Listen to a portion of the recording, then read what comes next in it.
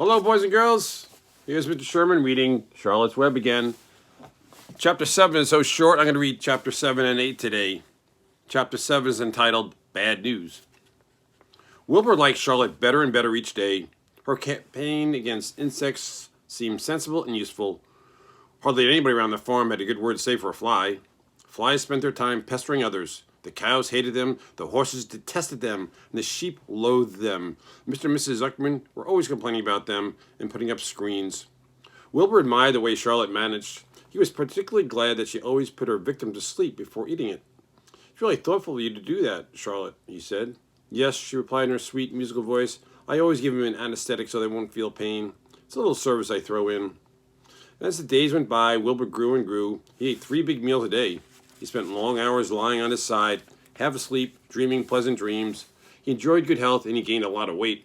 One afternoon, when Fern was sitting on her stool, the oldest sheep walked into the barn and stopped to pay a call on Wilbur. "Hello," she said. Seems to me you're putting on the weight." "Well, yes, I guess I am," said Wilbur. "At my age, it's a good idea to keep gaining." "Just the same, I don't envy you," said the old sheep. "You know why they're fattening you up, don't you?" "No," said Wilbur. "Well, I don't like to spread bad news," said the sheep. "But they're fattening you up because they're going to kill you, that's why." "They're going to what?" screamed Wilbur. Fern grew rigid on her stool. "Kill you. Turn you into smoked bacon and ham," continued the old sheep.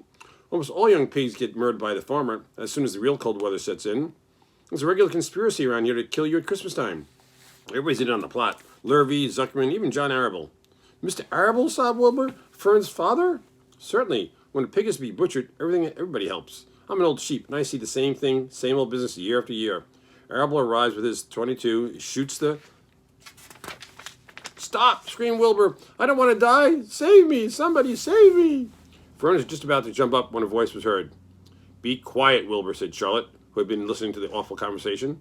"I can't be quiet," screamed Wilbur, racing up and down. "I don't want to be killed. I don't want to die. Is this true what the old sheep says, Charlotte? Is it true they're going to kill me when the cold weather comes?" "Well," said the spider, pluckily at her web, "the old sheep has been around this barn a long time. She's seen many a spring pig come and go. If she says they plan to kill you, I'm sure it's true. It's also the dirtiest trick I ever heard of. What people don't think of." There's Wilbur, very upset and crying. Wilbur burst into tears. "I don't want to die," he moaned. "I want to stay alive right here in my comfortable manure pile with all my friends. I want to breathe the beautiful air and lie in the beautiful sun." "You're certainly making a beautiful noise," snapped the old sheep. "I don't want to die," screamed Wilbur, throwing himself to the ground. "You shall not die," said Charlotte briskly. "What? Really?" cried Wilbur. "Who's going to save me?" "I am," said Charlotte. "How?" asked Wilbur. "That remains to be seen, but I'm going to save you, and I want you to quiet down immediately. You're carrying on in a childish way. Stop your crying. I can't stand hysterics." Chapter 8. On Sunday morning, Mr. and Mrs. Arable and Fern were sitting at breakfast in the kitchen. Avery had just finished, and he was upstairs looking for a slingshot. "Do you know that Uncle Homer's goslings had hatched?" asked Fern. "How many?" said Mr. Arable. "7," replied Fern. "There were 8 eggs, but 1 egg didn't hatch, and Goose Old Templeton, she didn't want it any more, so he took it away." "The goose did what?" asked Mrs. Arable, gazing at her daughter with an unusual look. "Told Templeton that she didn't want the egg anymore," repeated Fern. "Who is Templeton?" Mrs. Arable said. "He's the rat," replied Fern. "None of us like him much." "Who's us?" said Mr. Arable. "Oh, everybody in the barn cellar. Wilbur and the sheep and the lambs and the goose and the gander and the goslings and Charlotte and me." "Charlotte?" said Mrs. Arable. "Who's Charlotte?" "She's Wilbur's best friend. She's terribly clever." "What does she look like?" asked Mrs. Arable. "Well," said Fern thoughtfully, "she has 8 legs. All spiders do, I guess." "Charlotte is a spider?" asked Fern's mother. Fern nodded. "A big gray one. She has a web across the top of Wilbur's doorway. She catches flies and sucks their blood. Wilbur adores her." "Does he really?" said Miss Arable rather vaguely. She was staring at Fern with a worried expression on her face. "Oh, yes, Wilbur adores Charlotte," said Fern. "Do you know what Charlotte said when the goslings hatched?" "I haven't the faintest idea," said Miss Arable. "Tell us." "Well, when the first gosling stuck its head out from under the goose, I was sitting on my stool in the corner, and Charlotte was on her web. She made a speech. She said, 'I am sure that for every one of us here in the barn cellar will be gratified to learn that after 4 weeks of unremitting effort and patience on the part of the goose, she now has something to show for her work.' Don't you think that was a pleasant thing for her to say?" "Yes, I do," said Miss Arable. "Now, Fern, it's time to get ready for school. And tell Everett to get ready. And this afternoon, you can tell me more about what goes on in Uncle Homer's barn. Aren't you spending quite a lot of time there, huh?